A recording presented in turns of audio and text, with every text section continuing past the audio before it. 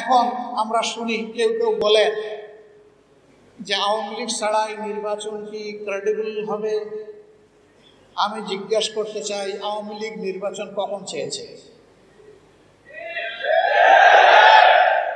14 সালে 154 আসনে বিনা প্রতিদ্বন্দ্বিতায় পাস, অটো পাস, ট্রাইবেকারে গোল।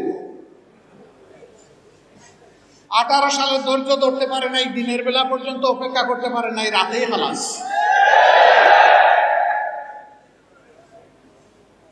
24 সালে সবাইকে জেলের মধ্যে ঢুকাইয়া একদম ফিটফাট। এখন ক্যান্ডিডেট খুঁজে পায় না কন্টেস্ট করার জন্য, দামি ক্যান্ডিডেট, দামি পার্লামেন্ট, দামি মন্ত্রী পরিষদ, দামি প্রধানমন্ত্রী, সব কিছুই দামি। যারা নিজেরাই নির্বাচনে বিশ্বাস করে না, তাদেরকে আবার আপনি নির্বাচনে আনবেন কিভাবে? তারা তো নির্বাচন চাইলে তাদের আমলেই নির্বাচন দিতে পারত। তাদের তো জনগণের উপরে কোনো আস্থা না, এই জন্য নির্বাচন দিতে সাহস করে না। আর সাহস করবে কিভাবে? সমাজের কারে বাকি রাখছে, কার উপরে জুলুম করে নাই। 15.5 বছর আমরা কি অবস্থায় ছিলাম? আমার আগে সমস্ত বক্তারা অত্যন্ত স্পষ্টভাবে আপনাদের সামনে তুলে ধরেছিল। আর তারা তুলে না ধরলেও আমি বিশ্বাস করি এদেশের 18 কোটি মানুষই ভুক্তভোগী এবং মজলুম ছিল। সেই হিসাবে সকলেই আপনারা তার সাক্ষী। আমি বলে থাকি, রাস্তার আমার একজন ভিক্ষুক ভাই কিংবা বোন থেকে শুরু করে রাষ্ট্রের সকল নাগরিকই বিগত সরকারের সময় মজলুম ছিল। আপনারা হয়তো বলবেন যে রাস্তার যিনি ভিক্ষা করেন তিনি কিভাবে মজলুম হলেন।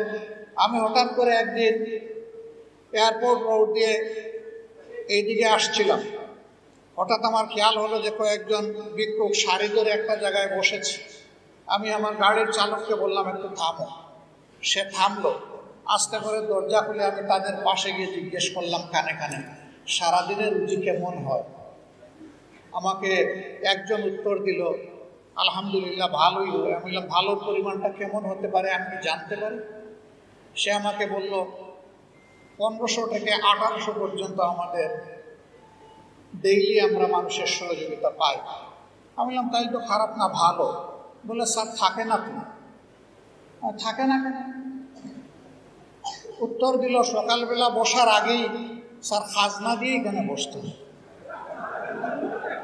কারে খাজনা দেও ভাই? বলে যে ক্যাডার করছে। তাহলে ওই আমলের ক্যাডারদেরকেও আমার ভিক্ষুক ভাই বোনেরা চিনছে। এরপরে জিজ্ঞেস করলাম কি পরিমাণ খাজনা দেওয়া? তো বললো স্যার বিভিন্ন জায়গার বিভিন্ন রেট, সব জায়গায় এক রেট। বললাম রেট দিয়ে কেমন বাসে? কই বাসে কিন্তু পুষায় না। বললাম বাসলা তো পুষায় না কেন? কই স্যার 30 টাকা কেজি দরের পেঁয়াজ যখন 300 হয়েছে স্যার পুষাইব কেমনে? বলছিল 10 টাকায় চাউল দিবে স্যার, এখন 80 টাকায় পাই না, পুষাইব কেন? এখন আমি আর ভয় পেলাম যে আর তালিকা কোনটা বাড়াবে আল্লাহ জানে। তা আমি একটু সামান্য হাতে তুলে দিয়ে বললাম যে ভাই তোমার জন্য অনেক দোয়া, কষ্ট নিও না, আমি একটু জিজ্ঞেস করে তোমার সময় নষ্ট করেছি, আসসালামু আলাইকুম বলে আমি গাড়িতে উঠে গেলাম।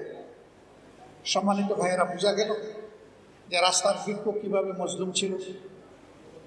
এইভাবে সেই সরকারের ঘনিষ্ঠ সহচর এক সময় বলেছিলেন ঘরে থাকলে কোন, বাইরে গেলে ভুল।